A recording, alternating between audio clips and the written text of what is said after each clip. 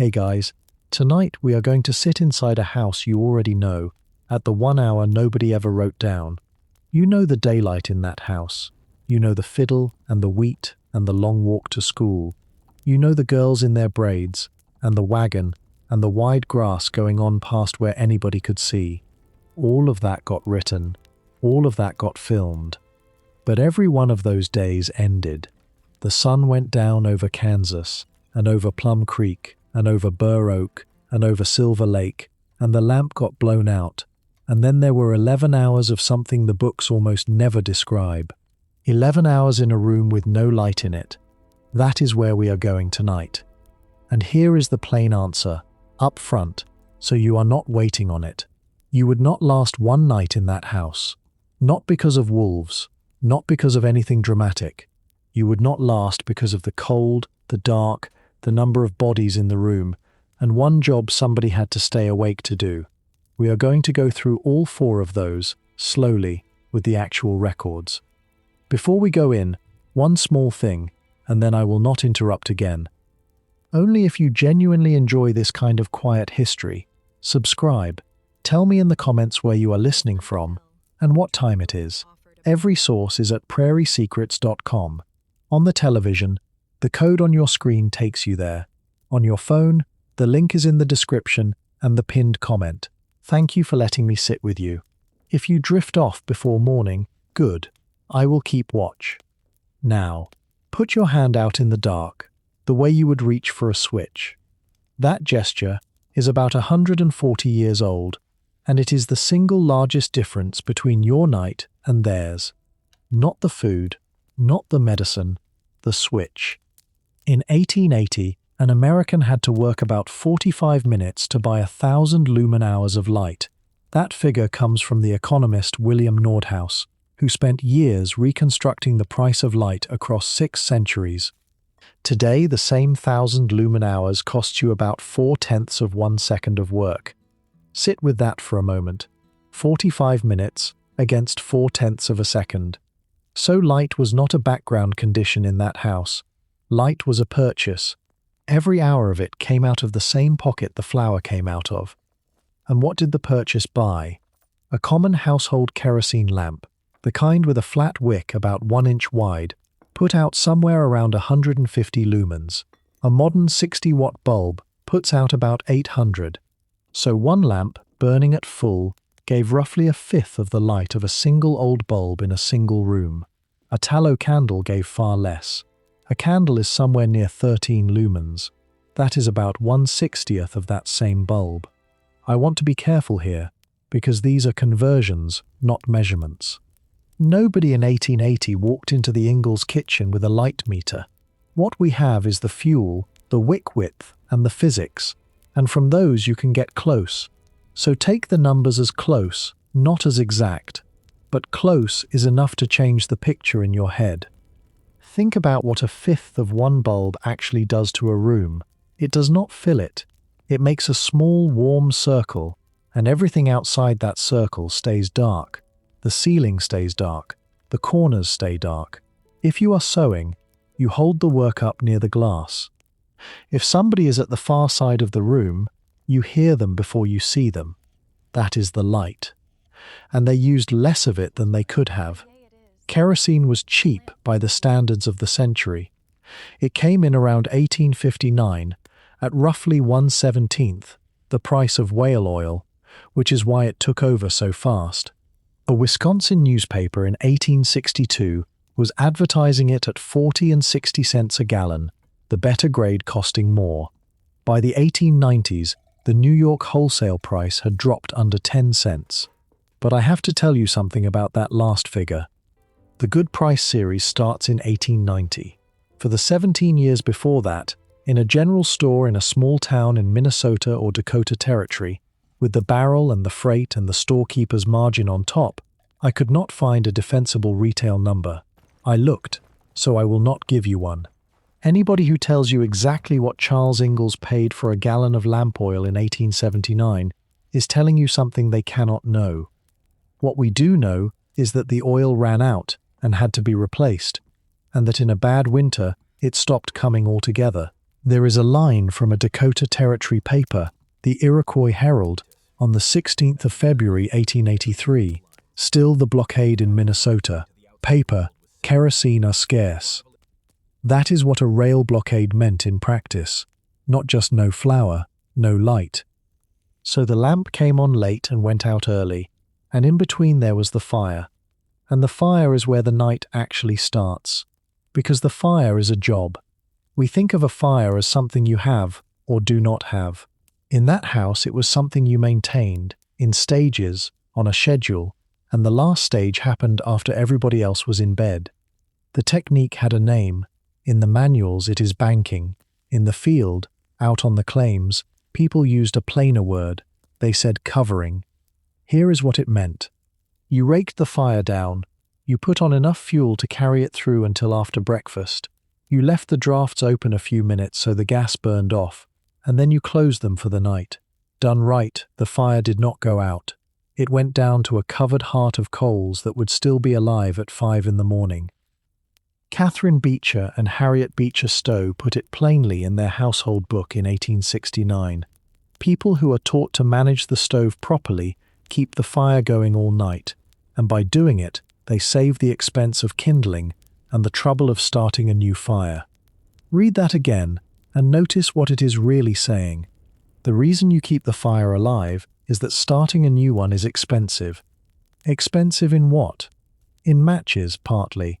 And here I have to stop and tell you where the record runs out, because this is one of those places where the internet will hand you a confident number and the archive will not. Friction matches existed. A museum in Iowa interprets that, by the 1850s, a wealthy settler might have one. Montgomery Ward's first catalogue in 1872 lists kerosene at 15 cents a gallon and a lantern at $1. It does not list matches at all. Nor does any store ledger anybody has produced for Kansas, Nebraska, Minnesota, or Dakota Territory in those 2 decades. So nobody can tell you what a match cost out there. What is on the page is that the manuals treated relighting a fire as a loss worth avoiding, and that they were written by people who knew. And there is a better kind of proof than a price, anyway. There is somebody doing it. Her name is Abbie Bright. She was a single woman on her own claim in Kansas, in the same years the Ingalls family was down in Montgomery County, and she kept a diary that survives and has been published. On the 23rd of November 1871, she came back to her dugout in the dark, and she wrote this. I had covered the coals, so I soon had a good fire. Being hungry, I made coffee and boiled mush, which I ate with much molasses and considerable relish, having had no dinner. I had covered the coals, not banked, covered. That is the word people actually used, from a woman who actually did it, on the right side of the Mississippi, in the right decade. And notice what her sentence assumes. She left. She came back. The fire was still there. That is the entire technology of the frontier night in 11 words. Now, who did it? I want to be honest with you, because this is the kind of thing that gets stated as fact and is not. No manual I found says the wife shall keep the fire. What the manuals do is address themselves to women at length about the management of the stove and treat it as her competence. That is a strong hint. It is not a rule written down. So when I say Caroline Ingalls covered the fire, understand that I am reasoning from the shape of the evidence and not reading it off a page. What is written down is how much attention the thing wanted. Harriet Beecher Stowe again, a few years earlier, on a wood fire. Your wood fire has this foible, that it needs something to be done to it every 5 minutes. Every 5 minutes, all day, and then one more time, after the girls were asleep. There is a detail in the household manuals that I keep thinking about. Eliza Leslie, writing on which woods to burn, says hickory is best and oak is next, and then she warns you off chestnut, because chestnut snaps and sparkles. Consider what that warning is for. It is not about heat. It is about a covered fire in a wooden house with everyone asleep in the same room. So that is the fire. Now let us count the people. And this is where I have to disappoint you slightly, and then repay it, because the thing everybody assumes is documented turns out not to be. Start with Kansas, because Kansas is the one everybody sees first. The little house on the prairie. One room, the fireplace, the 2 beds, the straw tick on ropes, the baby's cradle. There is no document for any of it. Charles Ingalls was a squatter on the Osage Diminished Reserve. He had no title, so he never filed a proof paper, and a proof paper is the thing that would have described the house. The family is in the 1870 federal census, in Rutland Township, Montgomery County, with the surname written down as Ingalls, at dwelling number 89. Carrie was born there on the 3rd of August 1870, and we know that because the family Bible says so, and Rose Wilder Lane handed that Bible entry to a researcher at the Kansas State Historical Society in the 1960s. So we know they were there. We know a child was born there. We do not know what the room looked like. The cabin standing at the site today is a replica built for the museum, which opened in 1977. The people who built it are perfectly straightforward about this. It is designed to suggest how the original might have appeared. It is not evidence. It is a good guess in wood. And the description in the novel was written by a woman in her 60s about a place she left when she was 4, with no older relative alive to check her against. I am not saying she made it up. I am saying nobody can confirm it, and that is different, and the difference matters if you want to be able to defend what you believe. Now go north 6 years, to Minnesota, and the picture changes completely, because in Minnesota Charles Ingalls wanted the land, and wanting the land meant paperwork. He settled on the 28th of May, 1874, and when he came to prove up, he swore to this in front of the land office. He had built a dwelling house on the land, 20 feet by 24 feet, and 10 feet high, with a good roof, containing 5 doors and 3 windows, a comfortable house for a family to live in. The family had lived in it, and nothing else from the 26th of June, 1874. That is a real document. That is a man under oath describing his own house in the year he lived in it. And look at what it counts. Doors and windows. 5 doors, 3 windows. It does not count rooms. It does not mention a loft, or an attic, or a bed, or a stove, or where anybody slept. So here is the arithmetic, and it is the only part of this we can actually stand on. 20 by 24 is 480 square feet. Living in it were Charles, Caroline, Mary, Laura, and Carrie. From November of 1875, there was also an infant, Charles Frederick, whom the family called Freddie. 6 people, 480 square feet, under one roof with 3 windows in it. 480 square feet is roughly the size of a modern 1-bedroom apartment, not a large one. The attic bedroom, the trundle bed, the girls under the eaves, the china shepherdess on the shelf, all of that is the novel. The square footage is the record. And here is a thing that will surprise you if you know the books well. There was a dugout on that property, cut into the creek bank. Everyone knows the dugout. In the novel, the family lives in it for the better part of a year, and that year is one of the most vivid stretches in the whole series. The land office dates suggest something else. He settled on the 28th of May. He swore the house was finished and occupied from the 26th of June. That is about 4 weeks. Now, I want to be careful, because the sources do disagree here. Some accounts say almost a year in the dugout. Some say only a few weeks while the frame house went up.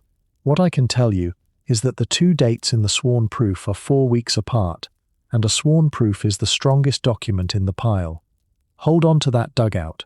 We will come back to it, because there is something about that particular hole in the ground that changes what you think the nights were like.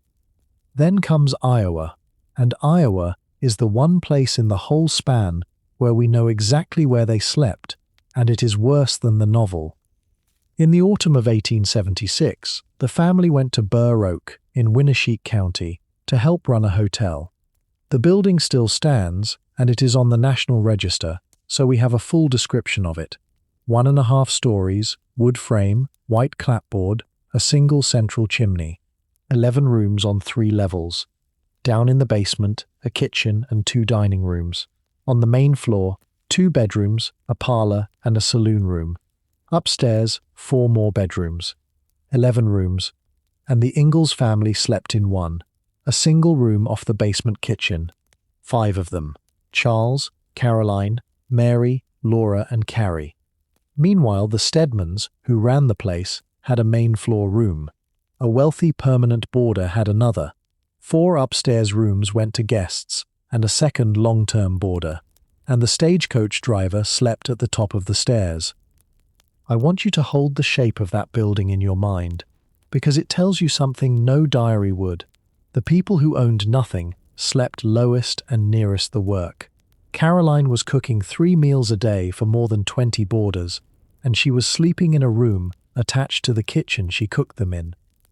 Laura herself remembered 2 things about that building, and both are in her own hand. It was built into the side of a hill, and it stood next door to a saloon. Remember the saloon? That comes back tonight, and when it does, it is on fire.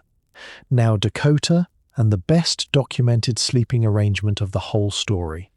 On the 1st of December 1879, the family moved into a house beside Silver Lake that everyone calls the surveyor's house. It was not built for surveyors. It was a standard railroad section house, put up by the Chicago and Northwestern between the middle of May and the middle of September that year. Charles Ingalls was hired by the railroad to live in it and mind the tools in the lean-to. We know the layout reasonably well. Downstairs there was a front room with the stovepipe running up the south side, a pantry, a bedroom, and the lean-to. Upstairs there was an attic bedroom, and Laura wrote down, in her own account, that Mary, Laura, and Carrie slept in that attic room. She also noticed something about the stovepipe.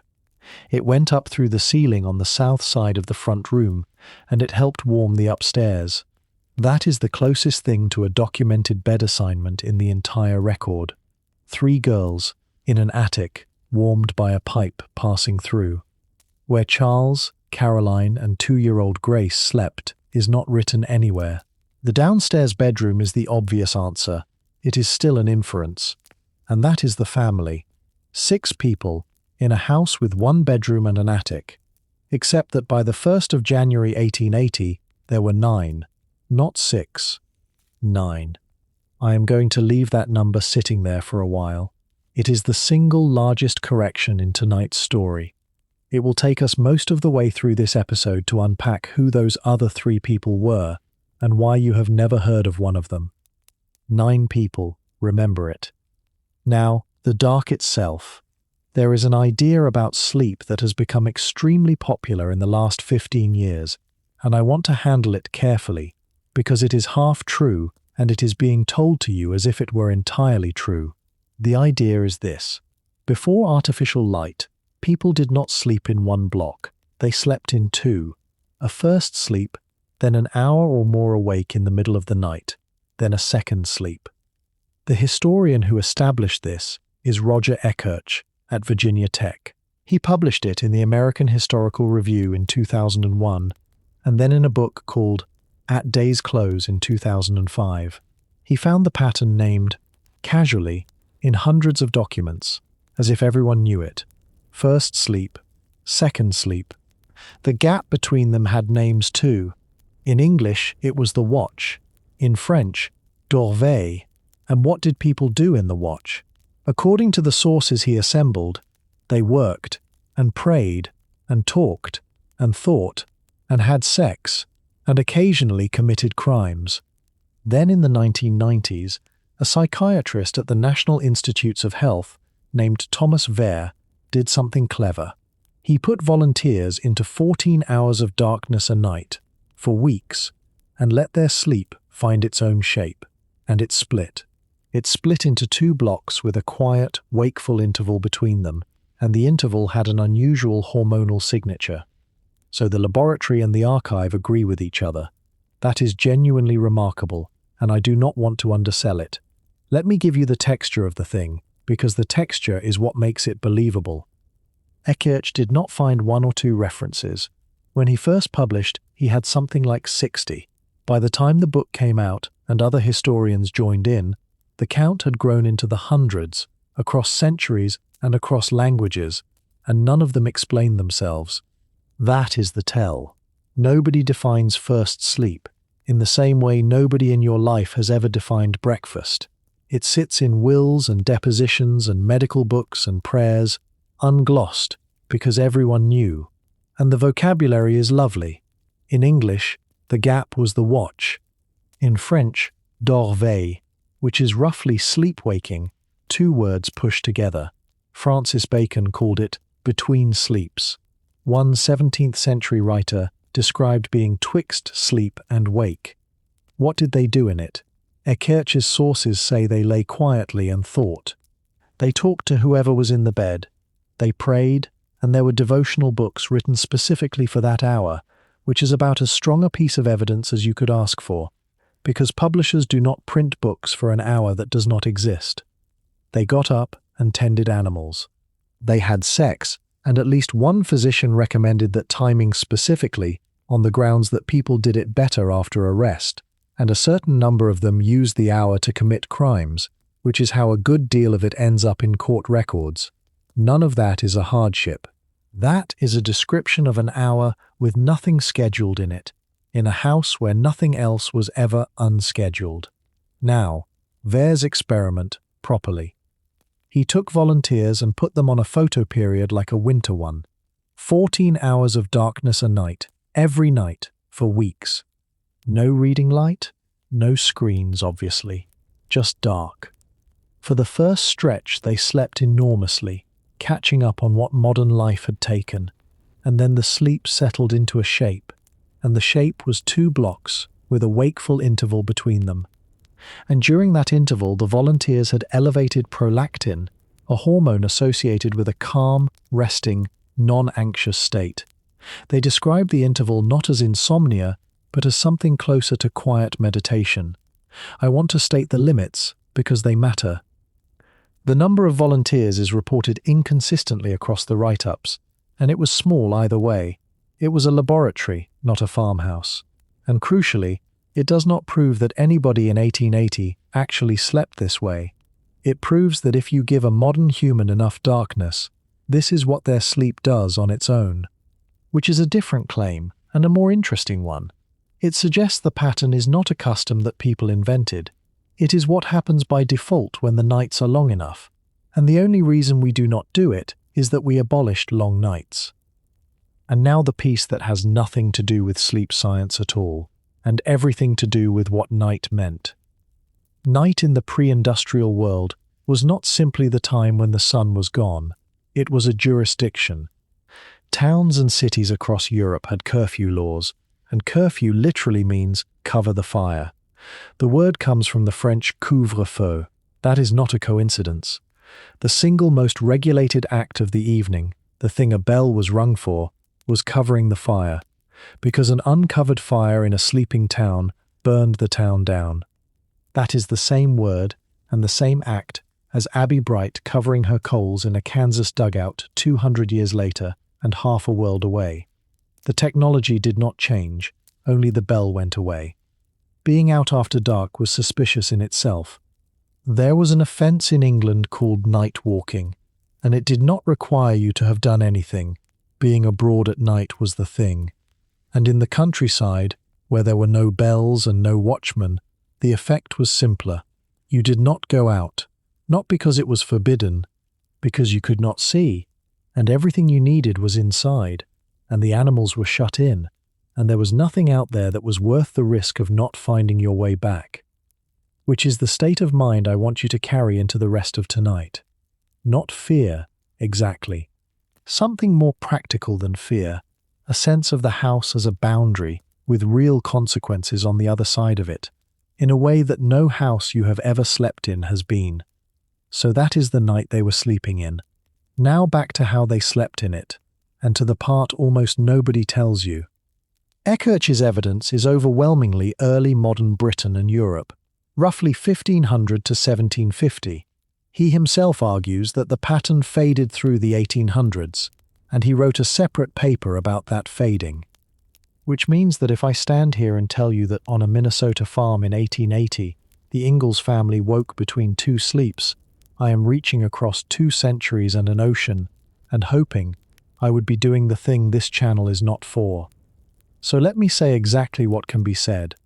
The pattern is very well evidenced for a place and a period. Whether it survived intact into the American Middle West in the 1870s, in a house with kerosene in it, is not established. Some historians think the arrival of cheap light is precisely what killed it. If that is right, then the Ingalls family sits right on the hinge, and they may have been among the last people to have a watch and the first to lose it. I find that more interesting than the confident version, and it has the advantage of being true.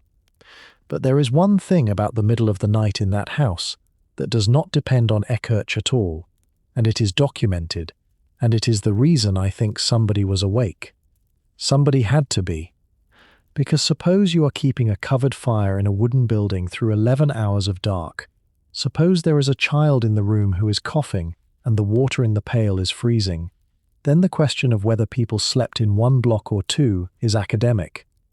The answer is that a woman got up.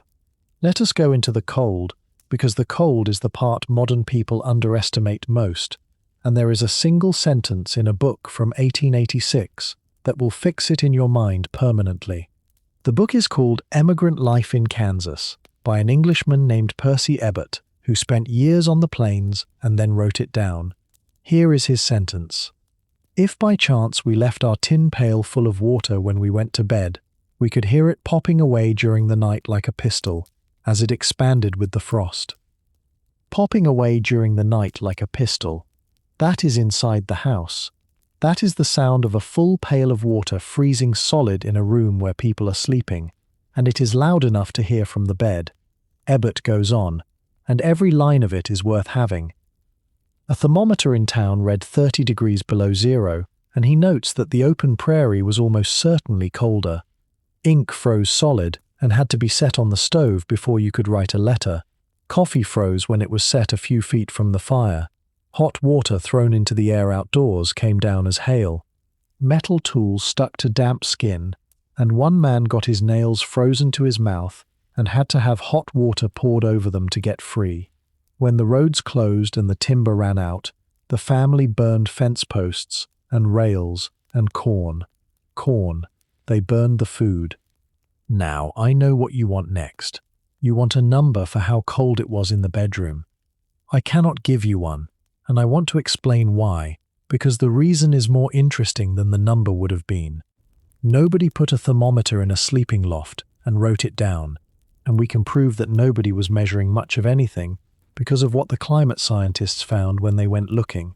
There is a peer-reviewed reconstruction of the winter of 1880 to 1881, published in the Bulletin of the American Meteorological Society in 2020, and the authors say this. Neither the long-term climate records nor the historical data included direct measurements of snowfall or snow depth during that winter, which is typical of the period. They could not even get the snow depth. Nobody was going to be recording the temperature in an attic. So when somebody hands you a figure for how cold it was inside a claim shanty, ask them where it came from. There is nowhere for it to have come from. What we can do is stand on the outdoor extremes which were reported. On the 15th of January 1888, the Boston Daily Advertiser carried this from Fargo. Mercury 47 below zero and a hurricane blowing. And we can stand on the physics. A tin pail of water freezes at 32 degrees. It froze indoors. Regularly enough that Ebbott describes it as a routine annoyance rather than an event.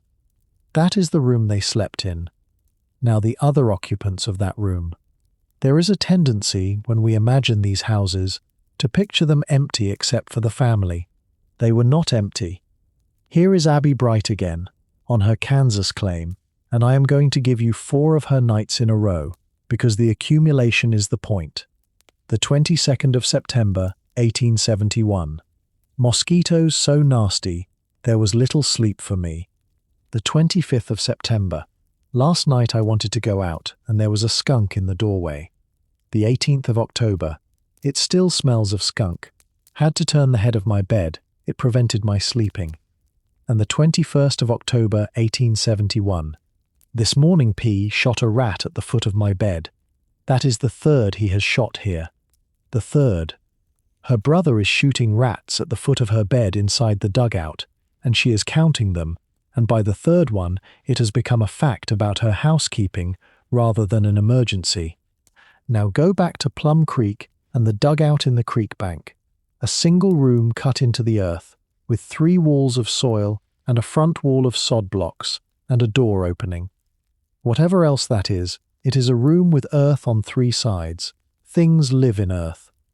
And there is a physical fact about a dugout that the novel cannot convey, and it takes 1 sentence.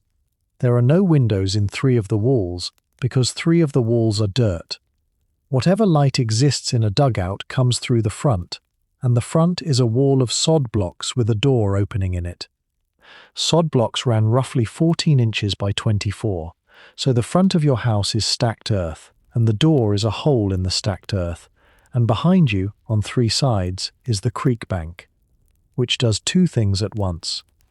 It makes the place remarkably good at holding temperature, and that is not a small mercy on a prairie in January. Earth is a better insulator than a board wall with nail holes in it. The people who built dugouts were not being primitive. They were being sensible, and they knew exactly why. And it makes the night absolute. Not dim, not shadowed. In a dugout with the door shut and the fire covered, there is no light at all, from any direction, because there is nowhere for light to come from. You have almost certainly never been in that.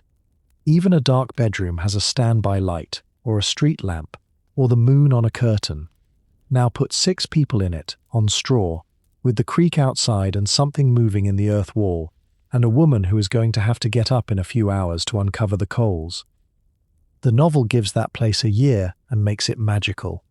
The land office paperwork suggests they were in it for about 4 weeks. Then Charles Ingalls built a wooden house with 5 doors and 3 windows in it. I think the number of doors and windows he chose to swear to tells you what he thought of the hole in the bank. That is what I meant when I said the dugout would change what you think the nights were like. The novel makes it cozy and strange and a little magical. It was a hole with a door on it, in a creek bank, in a state where a woman 250 miles south was tallying rats by the bed. And there is one thing out in that dark that people genuinely did watch for, all night, on purpose. Fire. Not fire in the house. Fire on the horizon. A prairie fire in dry grass with a wind behind it moves faster than a horse, and it moves at night as well as by day, and there is nothing to stop it and nowhere to shelter. So people looked. There is an account of a Kansas settler named Anna Ruppenthal in the 1870s. Every night she saw that the children were asleep and that everything was quiet among the livestock. Then she did one last thing. She swept the entire horizon for signs of flame. Sweep the entire horizon. That is the last thing she did before she went to bed. Every night. That comes through a historian rather than from her own page, so it is reported practice rather than a quoted diary. But the practice itself is not in doubt, and we have somebody describing what she saw when the looking was justified. Abbie Bright, again, the 7th of November, 1871. She was woken in the night, and she went out, and this is what she wrote. The scene was grand beyond description, a sheet of flames extending east and west. To the west there was fire beyond fire, fire beyond fire. And then, a few lines later, the sentence that tells you what kind of woman she was. I went back to bed, thankful we were safe. She looked at a wall of fire on the horizon, judged the distance, decided it was not coming, and went back to bed. That is the whole competence of frontier life in one entry. Not heroism, assessment. She knew the ground and the wind well enough to know she could sleep.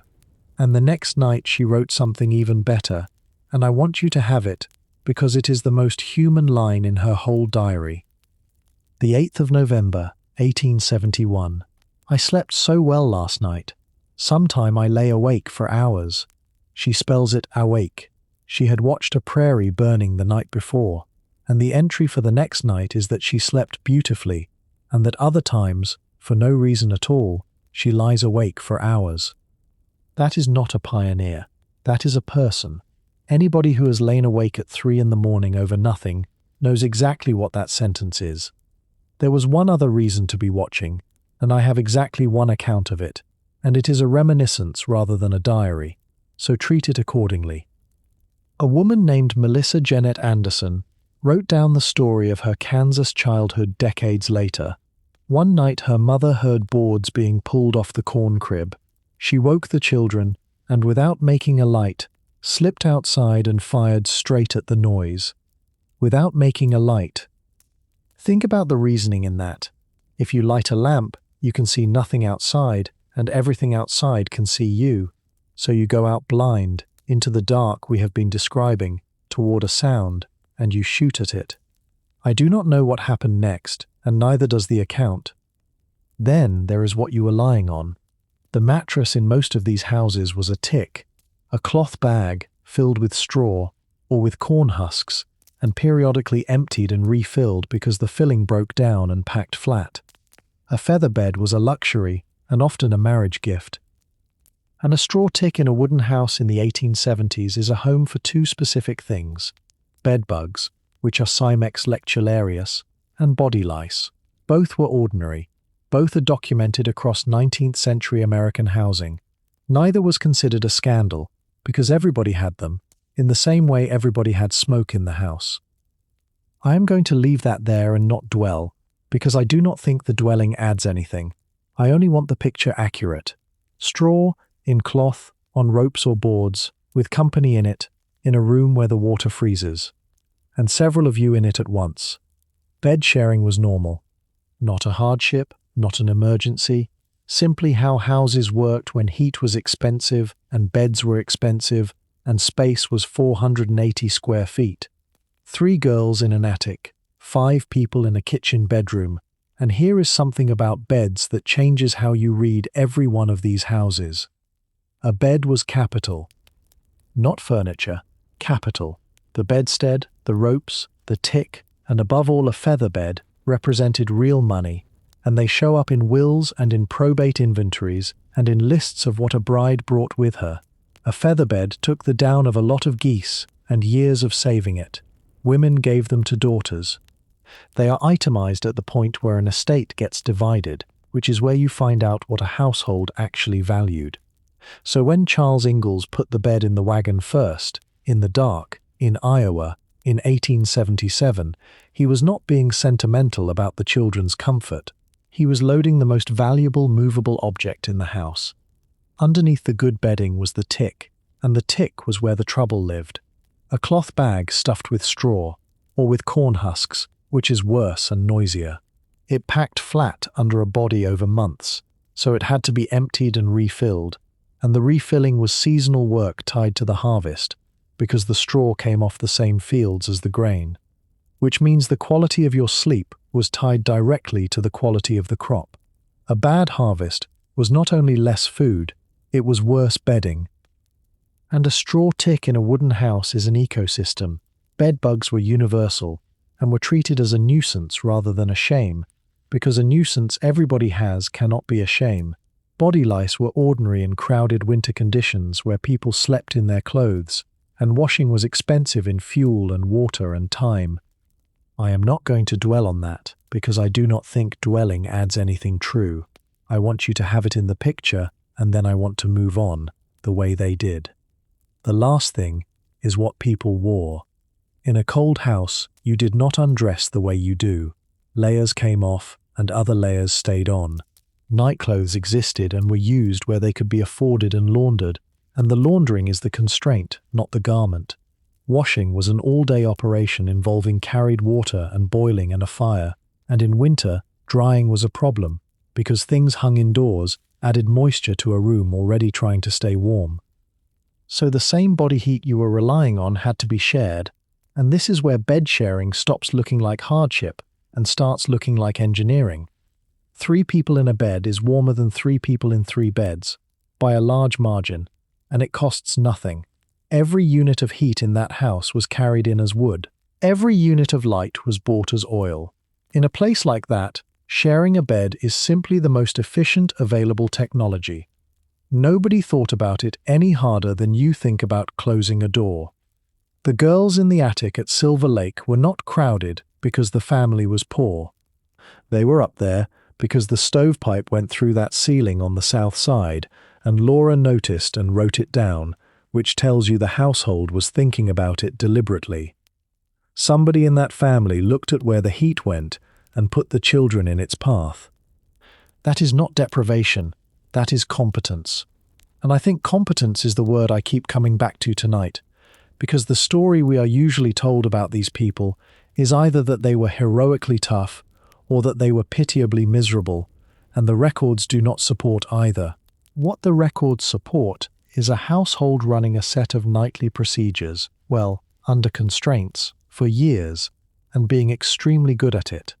Cover the fire, check the children, trim the wick, blow it out carefully, holding it away from you, sweep the horizon, get in beside the others. Then 11 hours, which brings us to the last piece of the night, and it is the one that surprises people most, because it sounds small. Going outside. There was no bathroom. There was a privy, out in the yard, or there was a chamber pot under the bed, and mostly there was both, with the pot for the night and the privy for the day. And now I want you to understand what going out at night actually meant, because we have lost the ability to imagine it. We think of dark as dim. It was not dim, it was absolute. Percy Ebbett again, and this time it is a whole chapter, and he called it A Dark Night. A man named Walter went out on a wet spring evening to look for a cow, and he did not come back. It was pitch dark, Ebbett says, so terribly dark, so dreadfully dark. They lit a lantern and carried it to the top of the hill behind the house, and shouted as loud as they could, and waved the lamp. The lamp blew out. Men in a wagon, also lost, described several circles in the dark, trying to find the house. And Walter lay down on the wet grass under an umbrella to pass the night, within a few hundred yards of the house. A few hundred yards. While with his one arm, he could not find a lit house from a few hundred yards away. That is not a blizzard. That is an ordinary overcast spring night on the Kansas plains, and a grown man who knew the ground could not cross 300 yards of it. And in weather that was not ordinary, that same distance killed people, and the newspapers reported it in exactly those terms. The 13th of January, 1888, the Boston Daily Advertiser. 2 sons of William Driver were frozen to death within a few feet of their barn. Within a few feet of their barn. I want to give you the names, because the names are the whole reason we do this. From that same storm, Minnesota found near their own homes. Hannay countrymen in Douglas County near Alexandria found about 150 yards from home. Eric Olson in Rock County at Beaver Creek, who had gone for hay. Jacob DeVries in Bloom Township, Nobles County. Dowey Postman at Summit Lake in the same county. John Loy in Magnolia Township, Rock County, caught outside heading cattle. And Roland Chambers, 6 miles out, who started for the schoolhouse a mile away to fetch his son. They got lost coming back. The father froze. Those men were not on expeditions, they were doing chores. So when I say you would not last one night in the Ingalls house, understand that I do not mean you would die of the cold in your bed.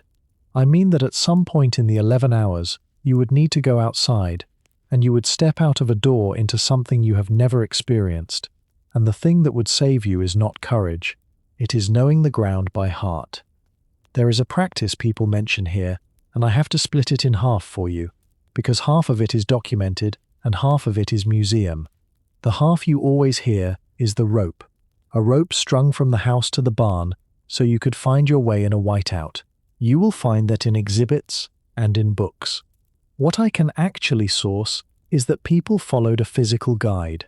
A man named O.W. Meyer was recorded by the Federal Writers Project in the 1930s, describing the 12th of January, 1888. His group took down the rows of cornstalks to keep from losing themselves. Then they followed the fence until they reached the corral. Corn stalks and a fence. That is documented. The rope specifically is likely, and repeated, and I have not seen a primary source for it.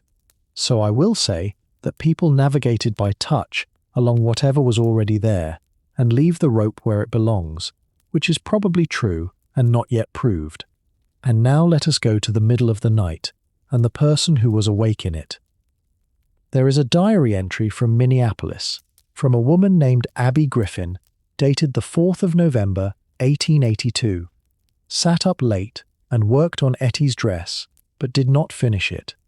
That is the whole entry on the subject. It is not a complaint, it is a note about a dress. But look at what it establishes. A woman, at night, after everyone else has stopped, doing the work that could not be done while the light was needed for something else, and she did not finish it, which means she went to bed with it undone, which means she picked it up again the next night. The night was not empty time, it was cheap time. It was the only hours in the day nobody else had a claim on, and so it filled up with everything that had been pushed out of the daylight. And the largest thing that got pushed into it was nursing. I need to explain a 19th century institution that has no modern equivalent, because without it, none of this makes sense. When somebody was seriously ill or dying, they were not left alone at night. Somebody sat with them. The practice was called watching, and the person doing it was a watcher, and it was overwhelmingly women's work, organized between neighbors in shifts. A study of these women in Pennsylvania describes the duties precisely. The watchers tended the dying. They gave physical care and prayer, and they organized visits by clergy and by family. And the final and most important job of the watcher was to verify that her charge was dead. She observed the cessation of breath, and she would shake the body to be sure no life remained. Then, if the person had died, another set of women came. The layers out. They washed the body and dressed it and groomed it. They closed the mouth, using a tied cloth or a stick, propped between the chin and the breastbone. They used coins, or something like coins, to keep the eyes closed. I want to say clearly that this study is about Pennsylvania, not Minnesota. I am showing it to you because it is the clearest description of the practice I could find, not because I can prove those exact gestures in Kingsbury County. The custom is well attested across the country. The detail is Pennsylvania's. And here is a gap I am going to be straight with you about, because I went looking for something and did not find it.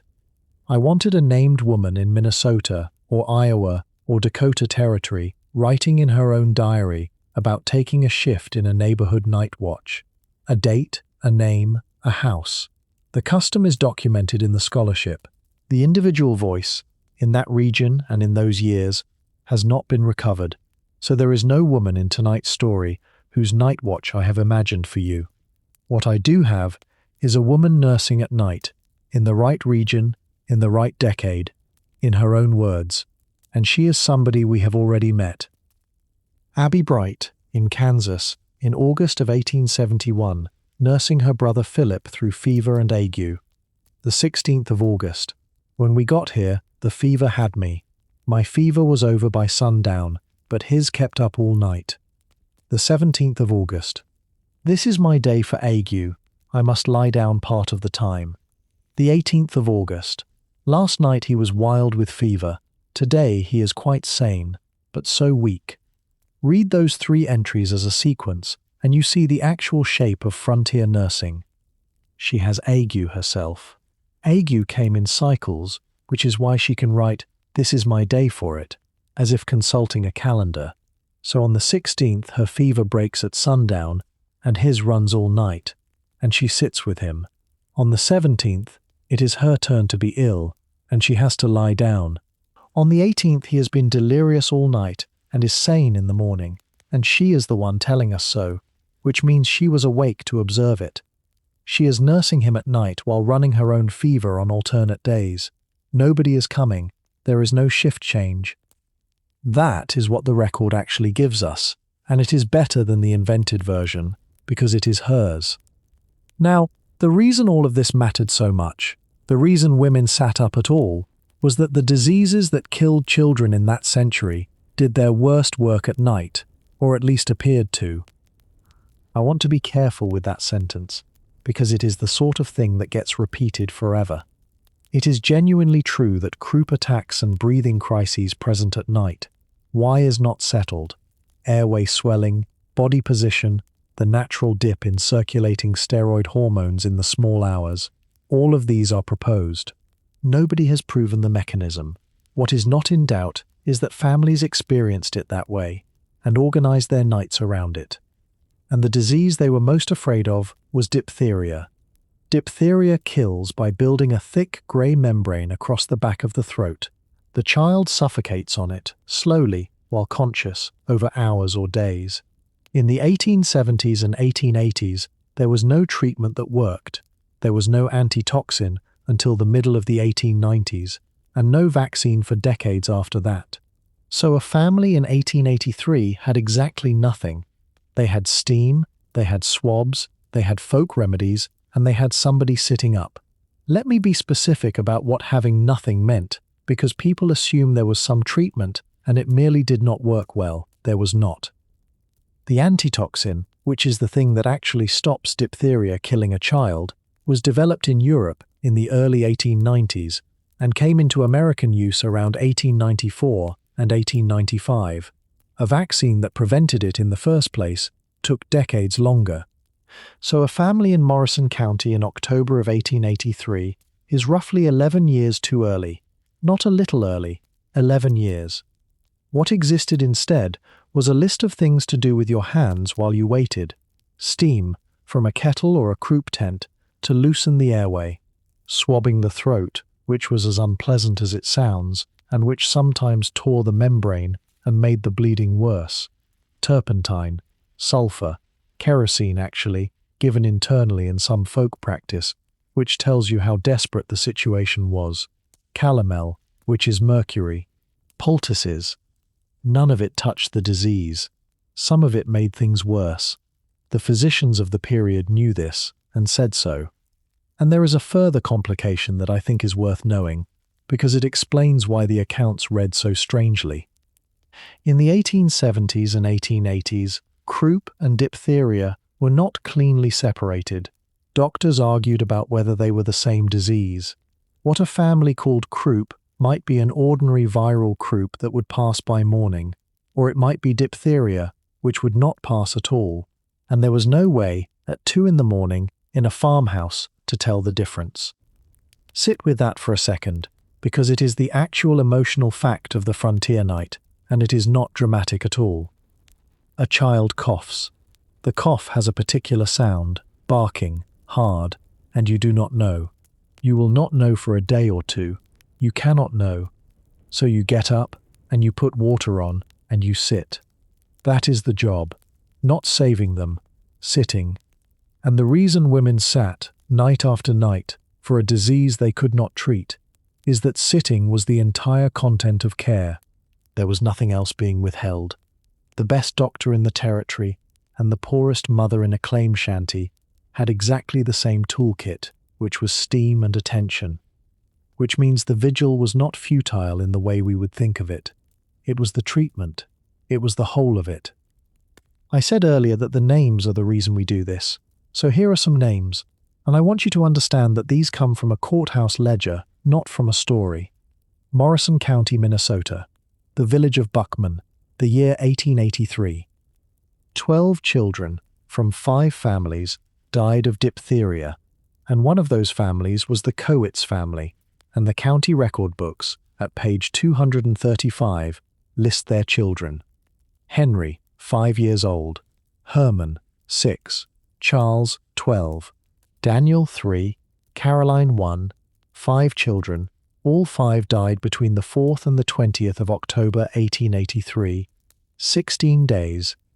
I am going to say the arithmetic out loud because I think it is the only honest response to a page like that. 5 children in 16 days is a death, on average, every 3 days and a bit, for 2.5 weeks, in one house. Which means the nights in that house, through the whole of that October, were spent watching one child die while the next was already coughing. That is not unusual for the period. It is only unusually well recorded. The same disease, a few counties south. Blue Earth County recorded 49 diphtheria deaths in 1879, 22 in 1880, and 29 in 1881. In February of 1887, in Sterling Township, the K. Olison family lost 4 children, and there is a line from Sleepy Eye, Minnesota, around 1879, that I have not been able to stop thinking about since I read it. Somebody watched a neighbor going past on the road and wrote this: "It was a sad sight to see Hanson driving up the road every day or two on his way to the cemetery, alone with his dead. Every day or two, alone. Now, what about the family we came here for? Because there are 2 Ingalls illnesses that everybody thinks they know, and in both cases the popular version has a night in it, and in both cases the night is not in the record. The first is Mary. You know the story. Mary went blind. It was scarlet fever. It came on suddenly. Here is what the documents say. There is one dated notice from the period in the Curry Pioneer on the 8th of May, 1879. Miss Mary Ingalls, daughter of C.P. Ingalls, of this place, has been quite ill for some time, but is thought to be slowly recovering. Quite ill for some time, slowly recovering. That is the contemporary voice, and notice that it has no drama in it at all. Laura's own account, written decades later, says Mary was taken suddenly sick with a pain in her head and grew worse quickly. Within days, one side of her face was drawn out of shape. Caroline concluded that Mary had had a stroke.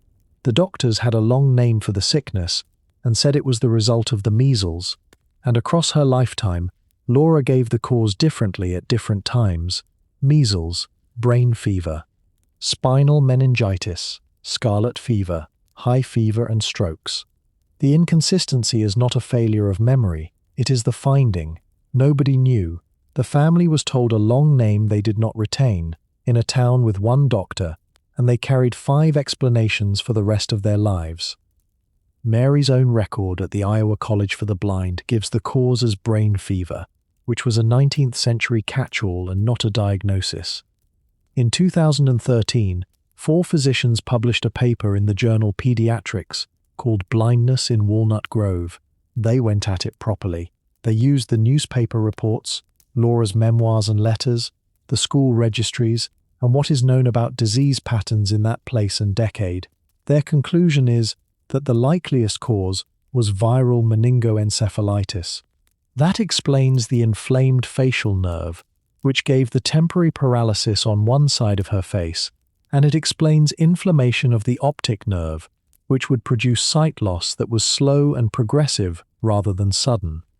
And they make one further suggestion which I find quietly devastating. They think an editor may have substituted scarlet fever for Laura's vaguer spinal sickness, because scarlet fever was the terror 20th century readers would recognize. So the most famous illness in American children's literature may carry the wrong name because it read better. That is a hypothesis, not a proof, and the authors say so, but it is a peer-reviewed hypothesis built on the actual evidence, and it is the best answer anybody has. And here is the part that matters for tonight. No source anywhere gives an hour. No source gives a night. She did not wake up blind. The record says suddenly sick with a pain in her head, worsening quickly, and then vision failing across weeks and months, through the spring and summer of 1879. If you have heard that she woke one morning and could not see, that is folklore.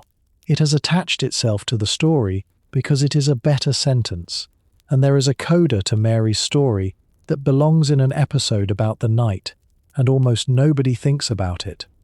Mary went to the Iowa College for the Blind at Vinton in November of 1881. The sources disagree on the exact day, which is normal for this family. She graduated on the 12th of June, 1889. Now consider what her nights were from 1879 onwards. Everything I have described tonight, the lamp and the fire and the dark, and the difference between the lit circle and the black corners, all of that stopped applying to Mary Ingalls when she was 14. She was not in the dark at night. She was in the same conditions at 2 in the afternoon. The thing the rest of the household paid 45 minutes of labor for, the thing they rationed and blew out carefully and were frightened of, had simply been removed from her life, and she then lived another 49 years, until October of 1928, most of them in the house on 3rd Street in Smet, that her mother sold her in 1912 for $1 and love and affection. I am not going to make that into a lesson. It is not a lesson. I only think that if you spend an hour thinking hard about what darkness cost a family, you should spend a minute on the person in that family for whom it stopped costing anything, because it had already taken everything it could. There is one more night in this family's record, and I am going to touch it lightly, because I have talked about it elsewhere, and I do not want to spend your evening twice on the same hour. In the spring of 1877, in Burr Oak, the family owed money, rent to their landlord and a doctor and the grocer. The landlord had made it known that he might take the horses. And Laura wrote this: "Sometime in the night we children were wake to find the wagon with a cover on, standing by the door. Pa put our bed in the wagon and hitched the horses on. Then we climbed in and drove away in the darkness. Pa put our bed in the wagon. Not their clothes, not the furniture, the bed. The bed went in first, with the children on it, and then the horses went on, and then the town went away behind them in the dark." That is a documented Ingalls night, in Laura's own hand, and the reason I mention it here is narrow and specific. It is the only night in the whole record where the dark is on their side. Every other hour we have talked about tonight, the darkness was the problem. That one time, it was the cover. The second is Freddie. Charles Frederick Ingalls, born the 1st of November, 1875, at Walnut Grove. The family Bible spells him Frederick. He died on the 27th of August, 1876, 9 months old, while the family was staying with Charles's brother Peter near Zumbro Falls, on their way to Iowa. And the primary document is not a diary. It is Wabasha County Death Records, Book A, page 135, and it reads Fred Ingalls, and it gives the cause as diarrhea. That is an old spelling of diarrhea. That is all. A misspelled name, a date, and a misspelled cause in a county book. Laura wrote about him once.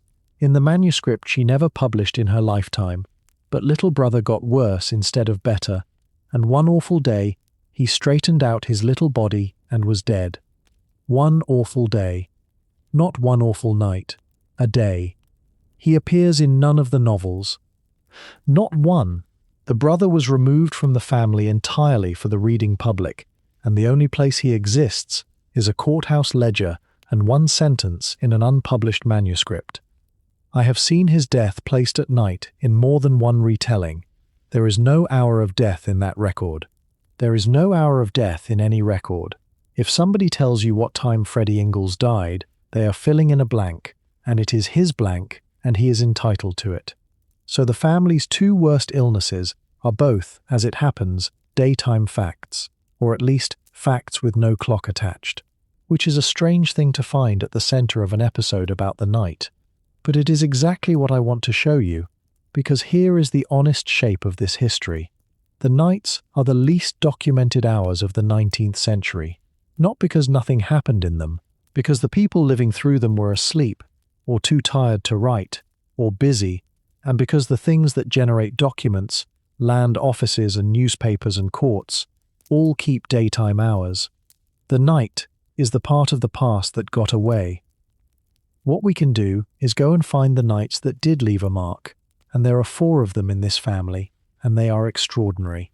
Let me give you the smallest one first, because it is the one that involves the saloon. I told you to remember the saloon in Burr Oak. Here it is.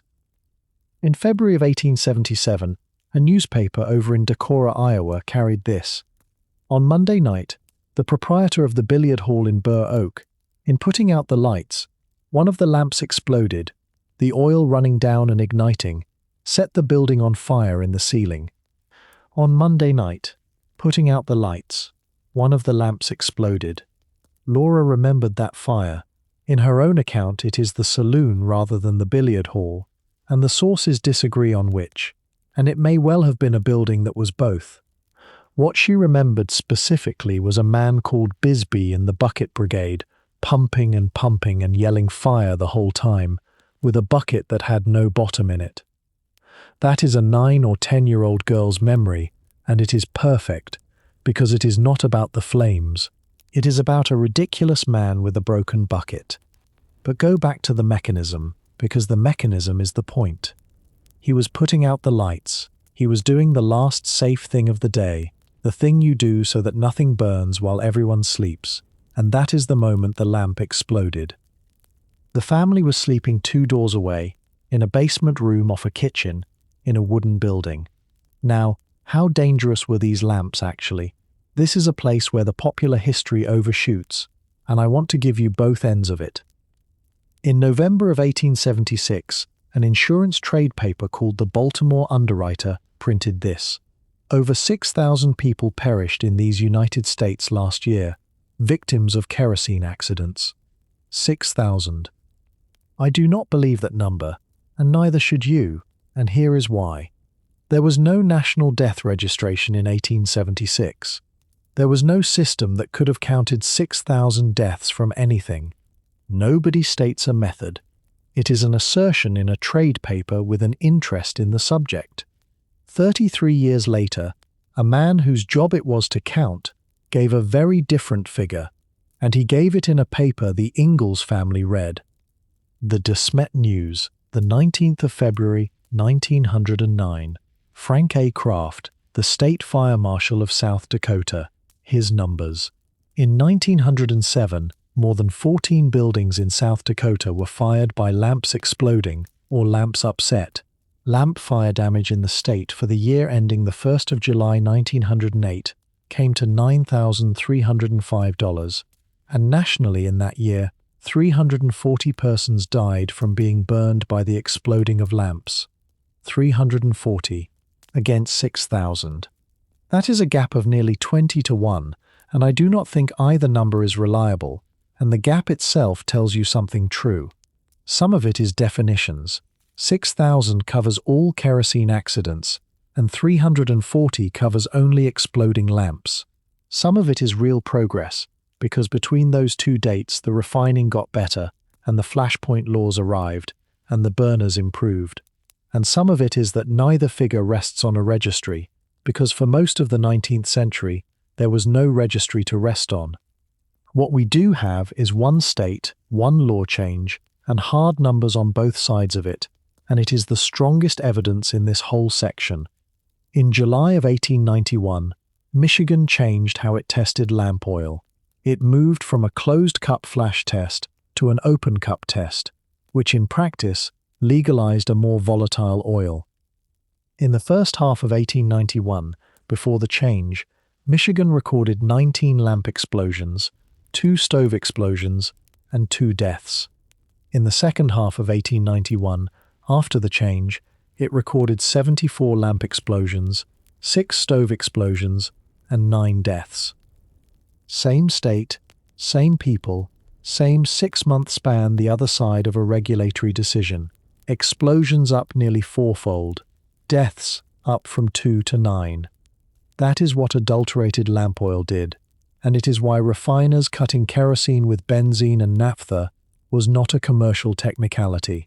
It was a thing that came into your house and sat on your table and burned near your children. Frank Kraft, the fire marshal, explained the physics in one sentence in 1909. Air 1/8 oil vapor will blow up if it touches a flame. And he listed the causes, and every one of them is a household action. Pouring kerosene onto a slow fire and dropping the can. A brass burner heating up and warming the oil in the bowl into vapor. A wick too small for its burner, letting the flame travel down into the oil.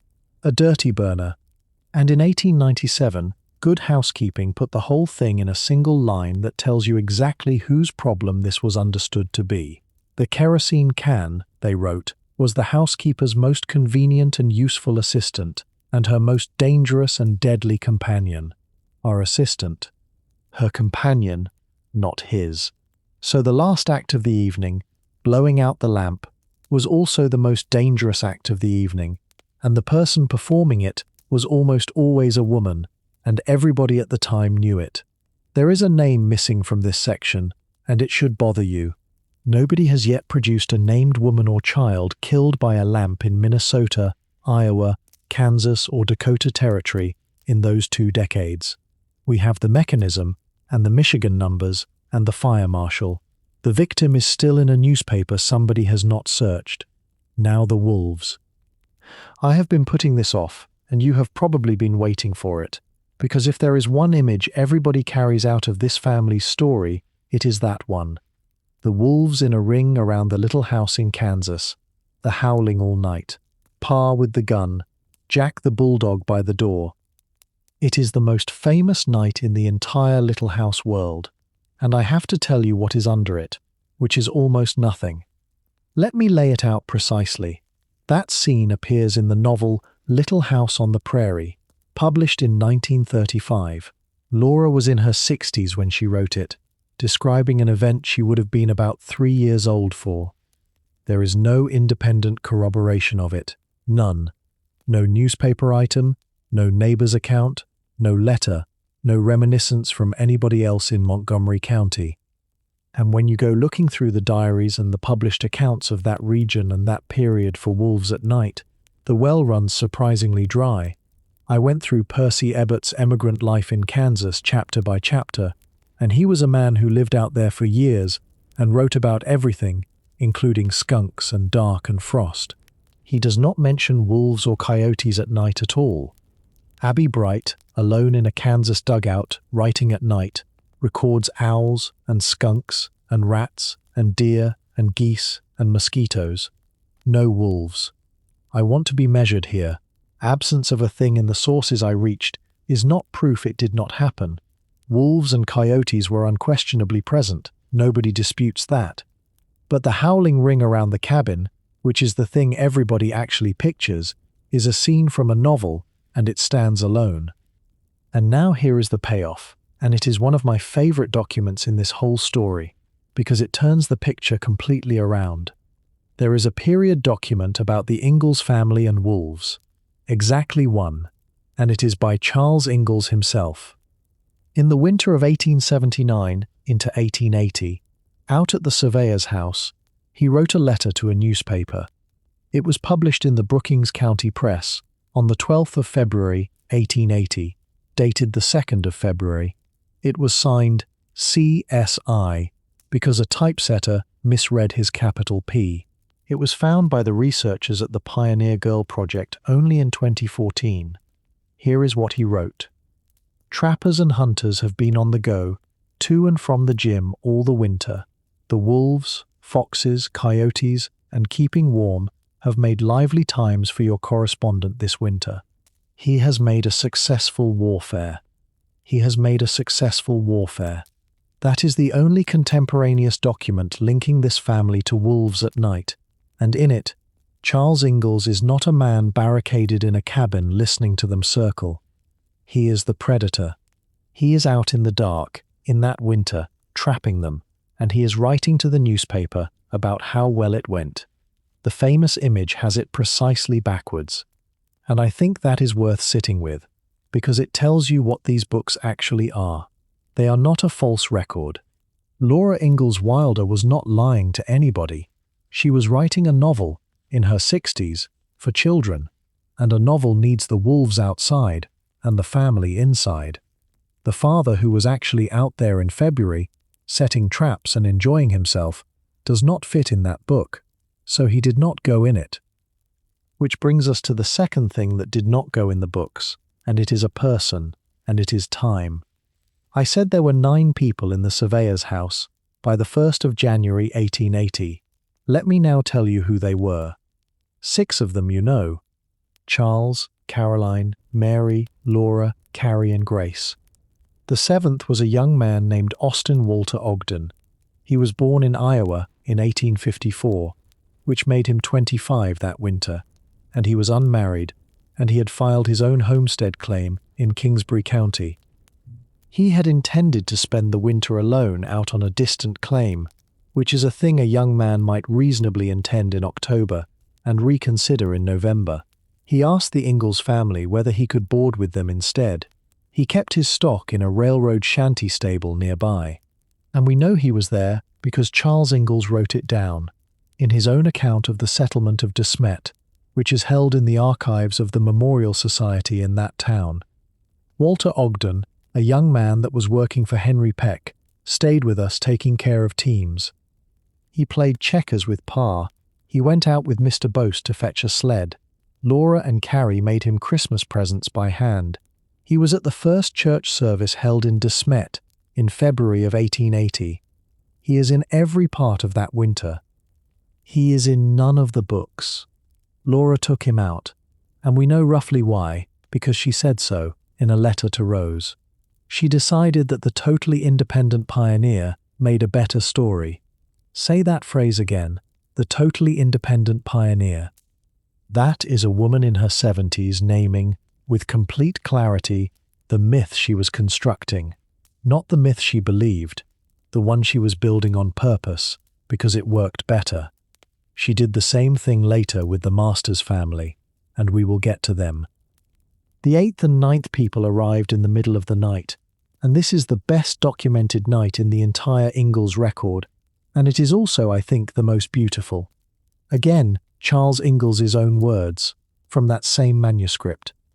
About the last day of December, on a bitter cold night, upon going to the door, what was my surprise to see a woman on horseback, but on looking a second time I saw a man also. It was R.A. Boast and wife. Read it slowly. It is not polished. He is a man writing plainly about something that surprised him. A knock on a bitter cold night, in the last days of December, in a house standing beside a frozen lake with nothing else around it for miles. He opens the door, and the first thing he sees, out of the dark, is a woman on a horse.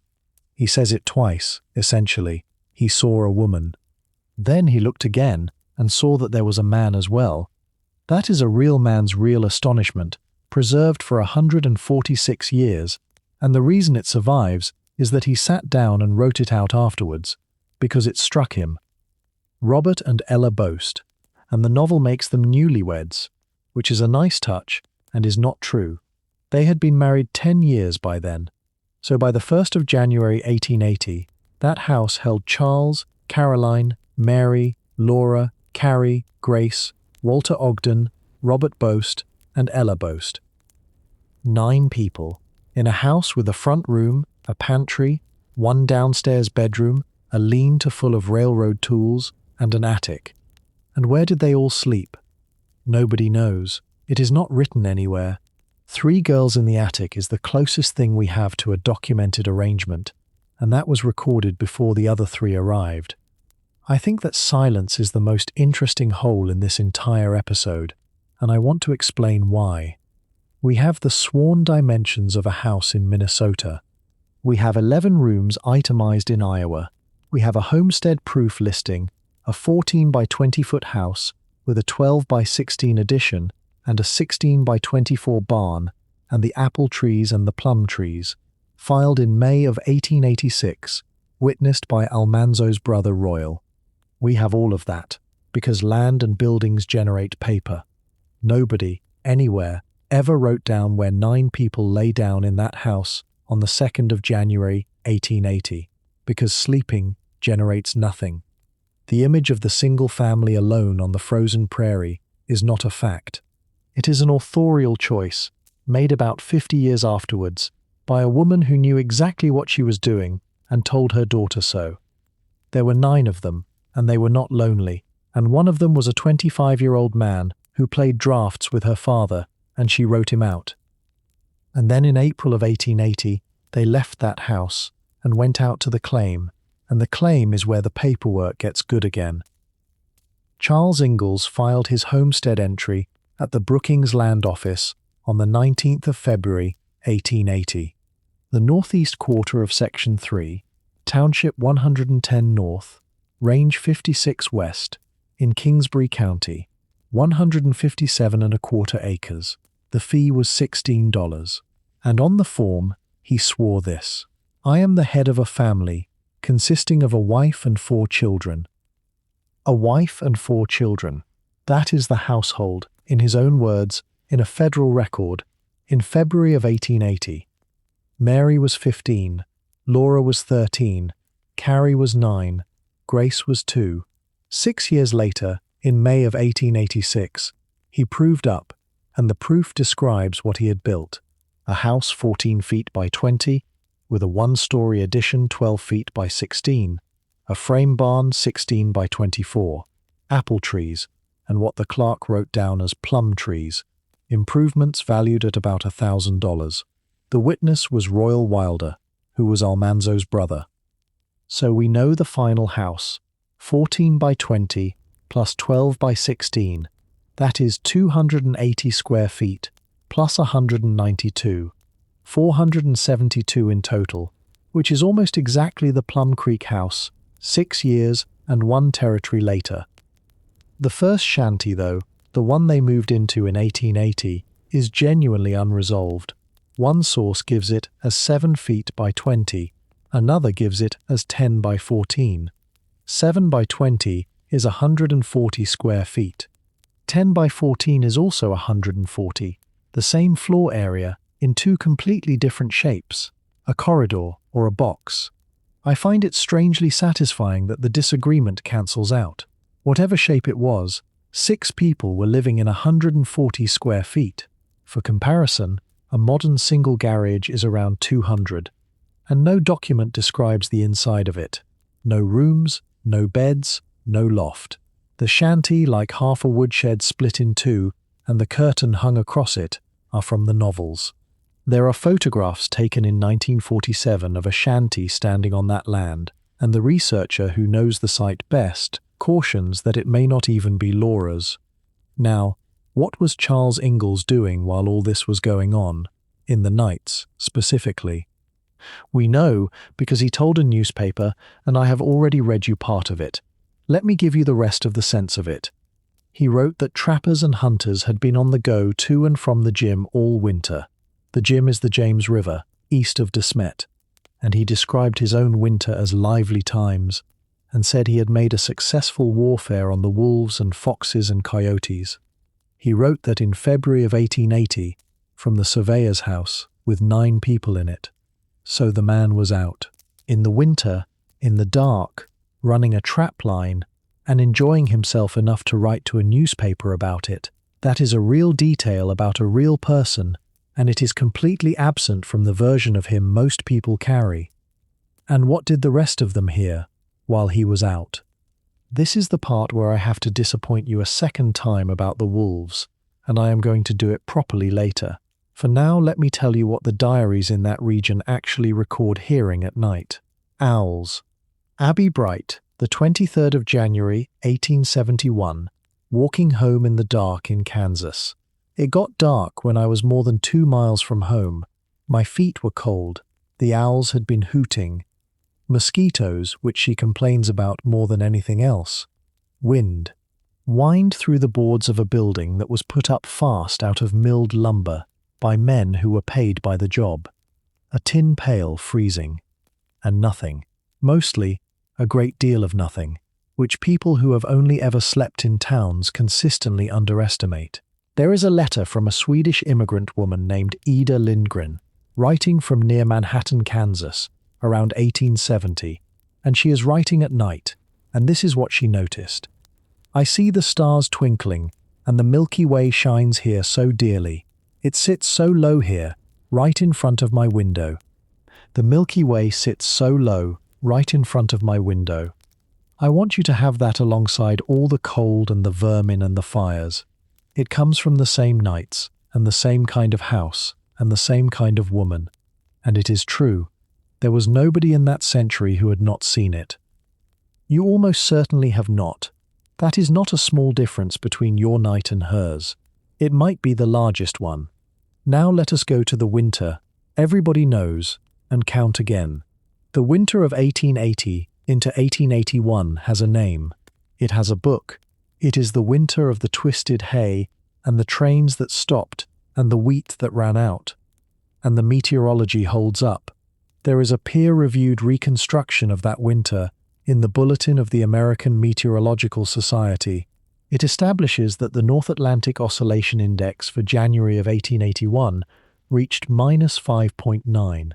That is the lowest monthly index on record in any month. That is not a story. That is the atmosphere behaving in a way it has not repeated. So the winter was real, and it was extreme, and Laura did not exaggerate the weather. What she did was something subtler, and there are two of them, and both are about the night. The first is the count, again. They were not 6 that winter either. They were 9.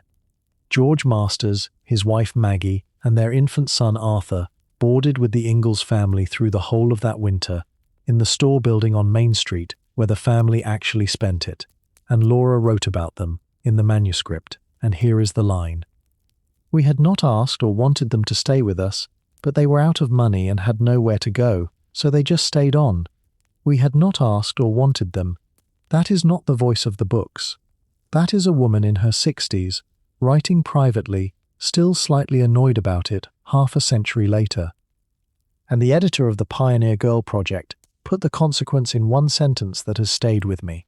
Imagine how thin Pa must have been in real life, with 9 people to feed, compared with the 6 in the novel. 9 mouths. The same wheat. And here is what 9 mouths meant in fuel, which nobody ever counts. Coal in Smet ran around $9 a ton, and a winter's supply came to something like $60 or $75. That figure comes partly from period newspapers, and partly from a letter Almanzo Wilder wrote in 1937, looking back. $60 to $75 for heat for one winter. Set that against the $16 Charles Ingalls paid to file on 157 acres of land, and you see the shape of the problem immediately. The land was cheap. Staying warm on it was not. And in that particular winter the coal did not arrive, because the trains did not, and so people burned what was in the building. Hay, twisted into tight sticks by hand, and fed into the stove one at a time because a loose twist burns out in seconds.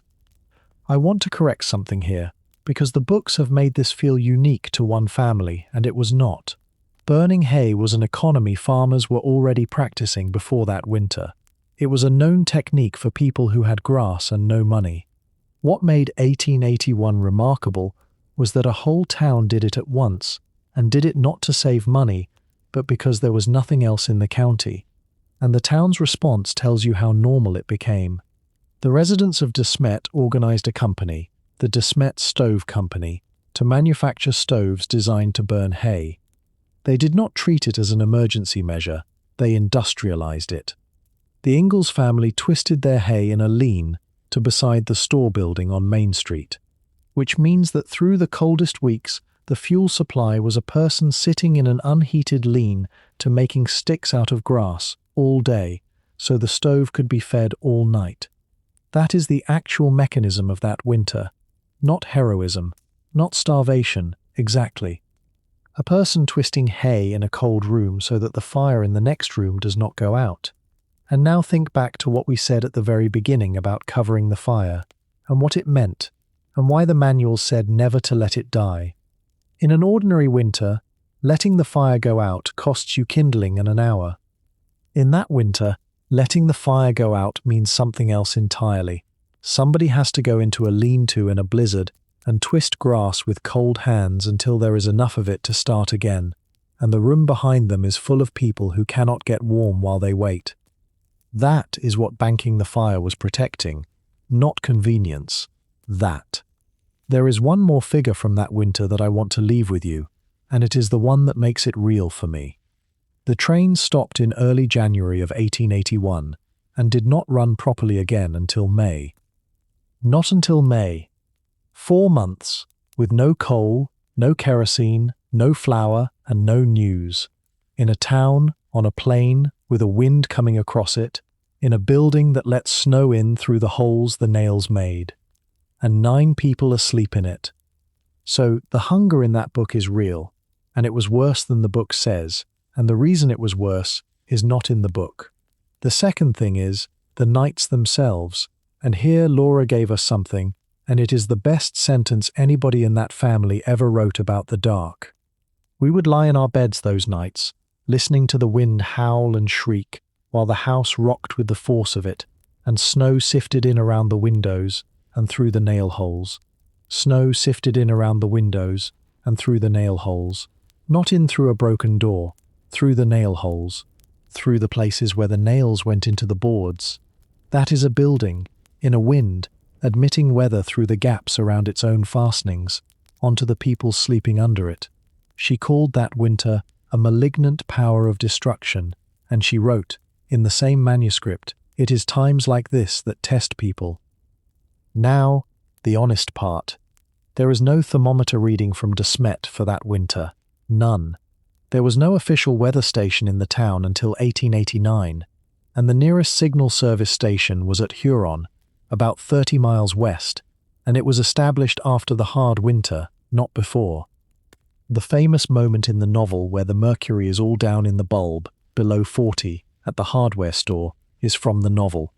There is a settler's recollection of 4 to 6 feet of snow on the level with the mercury, congealed in the thermometer, but that is a memory recorded later, not a reading taken at the time. And the frost on the nails, and the family retreating into the kitchen to save coal, and the wind yelling and shrill and roaring, those are Laura's sentences.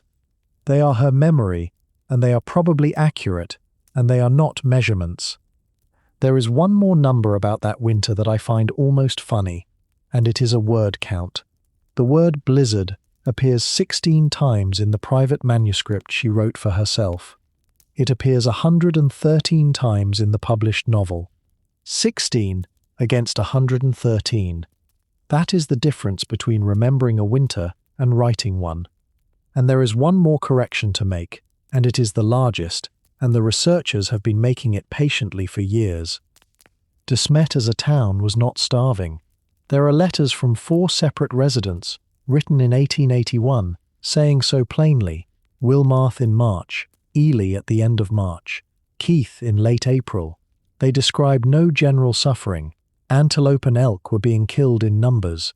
A man named Amos Whiting had harvested 500 bushels of wheat northeast of town, and settlers bought from him between storms, and Charles Lamson ground it in a commercial coffee grinder, which means the famous ride, Almanzo and Cap Garland going out for the wheat, is uncorroborated. No Smet paper reported it, no Garland family story preserves it, and Laura told Rose to place the ride as late in the book as possible. I am not telling you it did not happen. I am telling you that no document supports it, and that a town with 500 bushels and a coffee grinder is not the town in the book. What Laura wrote was a true account of her household. Readers generalized it to a town. The researcher who has done the most work on that winter puts it exactly right. Laura's very small world during that winter created tunnel vision. 9 people in a store building on one street, hungry, in a town that mostly was not. And Charles Ingalls, who wrote a cheerful letter to a newspaper about trapping wolves, never wrote a word about the hard winter. Laura noticed the gap herself, in 1937, in a letter to Rose. What a pity Pa didn't write about the hard winter. She was right. He is the only adult witness who could have, and he did not. And so the nights in that building come down to us entirely through the memory of a girl who was 13. There is one more kind of night I have to give you before we get to the end, and it is the one that took the most women. Childbirth. I want to handle the numbers carefully, because this is exactly where history channels get themselves into trouble, and I would rather be dull and right. You will hear figures quoted for maternal death in the 1880s. Be careful with them. There was no national birth registration in the United States until 1915. The death registration area only began in 1900, and at the start it covered 10 states and the District of Columbia, which means there is no reliable national series for the 1870s or 1880s. Any number you are given for that decade is an estimate projected backwards. What we do have is the earliest solid figures, from 1900, and they are bad enough. For every 1,000 live births, 6 to 9 women died of causes related to the pregnancy, and about 100 infants in every 1,000 died before their first birthday, 1 in 10. 40% of those maternal deaths were caused by sepsis, infection. Half of those followed the delivery itself.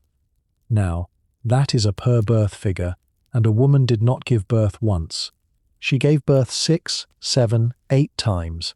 If you carry the arithmetic across a whole reproductive life, you get a cumulative risk, somewhere around 1 in 20 to 1 in 25.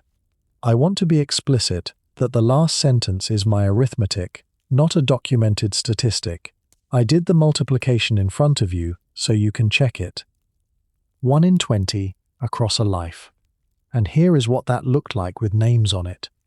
Gro Svensson was a Norwegian immigrant living near Estherville in Emmett County, Iowa. Her letters home were collected and published.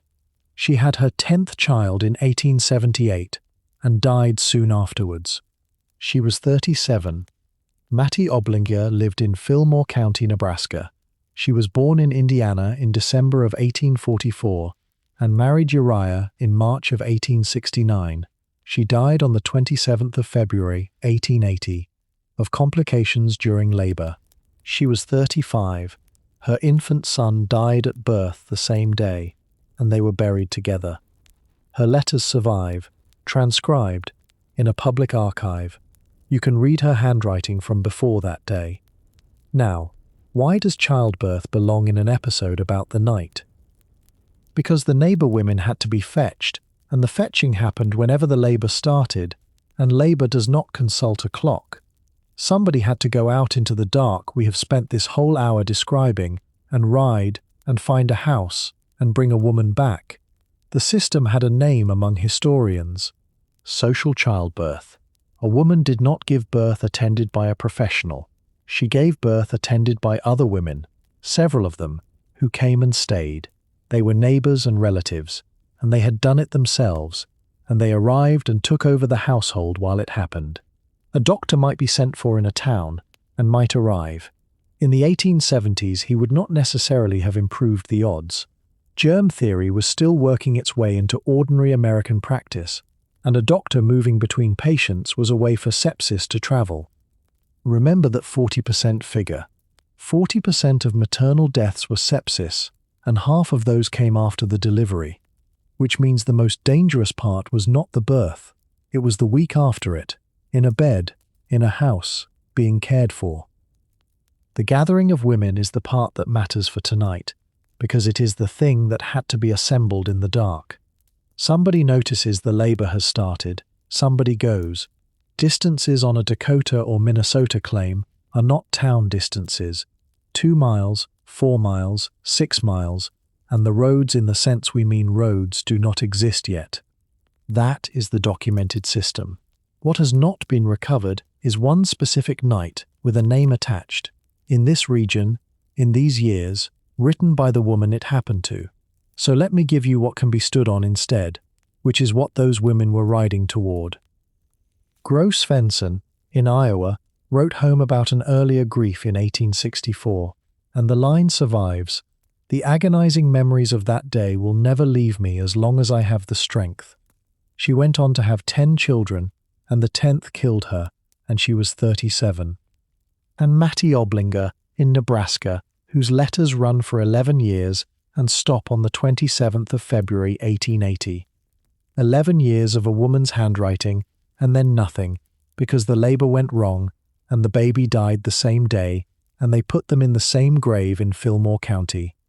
Those are not statistics.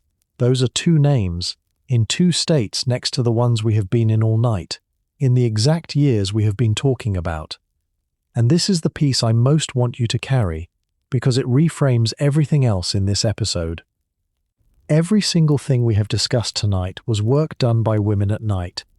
The fire, the lamp, the cold, the vermin, the sitting up, unpaid and unrecorded, and mostly done by women who were pregnant or recovering from being pregnant, repeatedly, for 20 years of their lives. Caroline Ingalls bore 5 children that we know of. One of them, Freddie, did not reach a year. She kept the fire through all of it. That ride is the least documented thing in this whole episode. The gathering of neighbor women around a laboring mother has a scholarly literature behind it. The individual night, with the horse and the distance and the woman's name, does not survive. So you are getting the 2 deaths, which are documented, and no ride, which is not. And now let us go to the last night, the 12th of January, 1888. It is called the Schoolhouse Blizzard, or the Children's Blizzard, and it is one of the most notorious days in the history of the Great Plains, and it is notorious for one reason. It began warm. The morning of the 12th was mild enough that children walked to school without their heavy coats, because after weeks of severe cold it felt like a reprieve, and everybody went out. Then the front came through, in the afternoon, in minutes. The Cleveland Plain Dealer, the next day. The wind is blowing 50 miles an hour.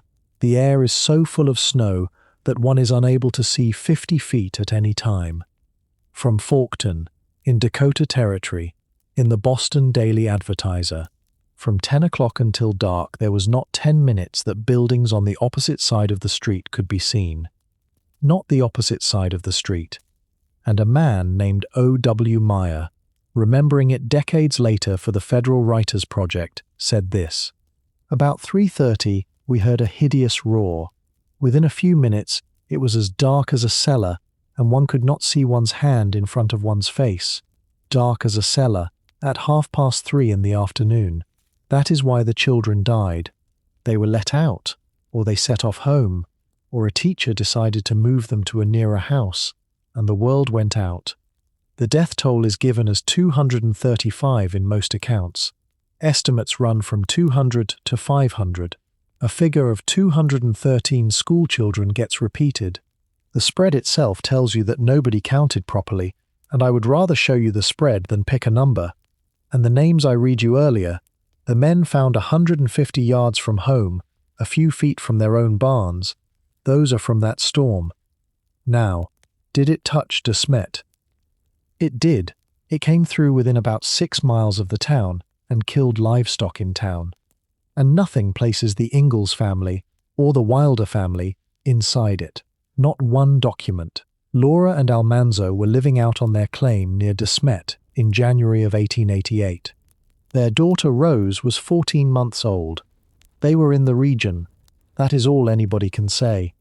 I am not going to put them in that storm to give you a better ending, and if you go looking you will find versions that do. So what do we actually have when we add it up? We have a family who spent roughly 11 hours a night for 15 years in rooms we can measure and cannot see into. We have 480 square feet in Minnesota with 6 people in it, sworn to in front of a land officer. We have 11 rooms in Iowa with the family in the one nearest the stove. We have 3 girls in an attic in Dakota, warmed by a stovepipe going through the floor. We have 9 people in that house by New Year, and no idea where 7 of them slept. We have a tin pail freezing loudly enough to wake you. We have snow coming in through the nail holes. We have rats at the foot of a bed in Kansas and a skunk in the doorway. We have a man who could not find a lit house from 300 yards. We have a lamp that exploded 2 doors from where a 9-year-old girl was sleeping, at the exact moment somebody was putting it out for the night. We have 5 children of one family in a Minnesota county book, dead inside 16 days in October. And we have all the things we do not have. No hour for Freddie, no night for Mary, no thermometer for the hard winter, no corroboration for the wolves, or the wheat run, or the rope between the house and the barn. I have spent a lot of tonight telling you what is not in the record, and I want to say why that is not a failure. The daylight in that century wrote itself down, because daylight is when you go to the land office, and the newspaper prints, and the court sits. The night did not, because the people in it were asleep, or too tired, or busy, or frightened, and none of those states produce documents. So the night is the part of the past that got away, almost all of it, for almost everyone. Which means the fragments that did survive are precious out of all proportion, and I want to leave you with the best of them, and it is not a disaster, it is the opposite. Go back to that door at Silver Lake, on a bitter cold night at the end of December 1879. A knock. A man opens it, and what he sees coming out of the dark on a horse, is a woman. He wrote it down. That is the thing. He was not a writer. He was a carpenter and a trapper and a justice of the peace. Something about that moment made him sit down later and put it on paper. He gets it slightly wrong. He repeats himself, the way people do when they are still surprised. Upon going to the door, what was my surprise to see a woman on horseback, but on looking a second time, I saw a man also. That is the night this family actually left us. Not the wolves, a door opening in the cold, and two people who had been out in it being let in.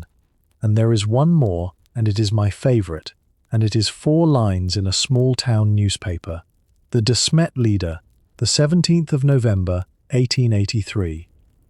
Silver Lake affords excellent recreation, and anyone who can muster a pair of skates takes advantage of the fine moonlit evenings. Read that again. Anyone who can muster a pair of skates. By 1883, that town had a paper and a school and a church and lamp oil and a railway. And on the nights when the moon was up, the people who had survived the 1881 winter in that same place went out onto the ice, in the dark, on purpose. Not because the night had stopped being dangerous. It had not. The blizzard of 1888 was 5 years away, and it was going to come through 6 miles from where they were skating. They went out because the night was also theirs, and because a bright moon on a frozen lake is one of the few kinds of free light there has ever been. That is the thing I most want you to take from tonight, and it is the thing the record actually supports, which is why I trust it. They did not spend those hours enduring. They banked the fire, and shared the bed, and sat up with the sick, and blew out the lamp carefully. And then, when the moon was right, some of them put on skates. So, would you last one night in that house? No. And now you know it is not because of anything you would have been brave about. It is the cold you cannot leave. It is a dark you cannot see through, and a fire that has to be covered, and 9 people in 4 rooms. And it is the knowledge that if a child starts coughing at 2 in the morning, there is nothing in the house that will help, and that you will sit up anyway, because sitting up is the only thing anybody can do. They did that for 15 years, in 5 houses, in 4 states and territories, and then they got up and had the day, and the day is the part that got written. Now put your hand out again, the way you did at the beginning, and find the switch. Do not turn it on, just find it. 45 minutes of a man's work, in 1880, for what is under your fingers. Caroline Ingalls never once had that. Not in Wisconsin, not in Kansas, not at Plum Creek, not at Burr Oak, not at Silver Lake. She died in April of 1924, in the house on 3rd Street, and by then there was electric light in South Dakota, and I do not know whether it was in her room. That is not in the record either. Your bed is warm. The water in the kitchen will not freeze. Nobody in this house has to get up and cover the fire. Sleep now. The dark out there is just dark. It is not 11 hours of anything. I will keep watch. Good night.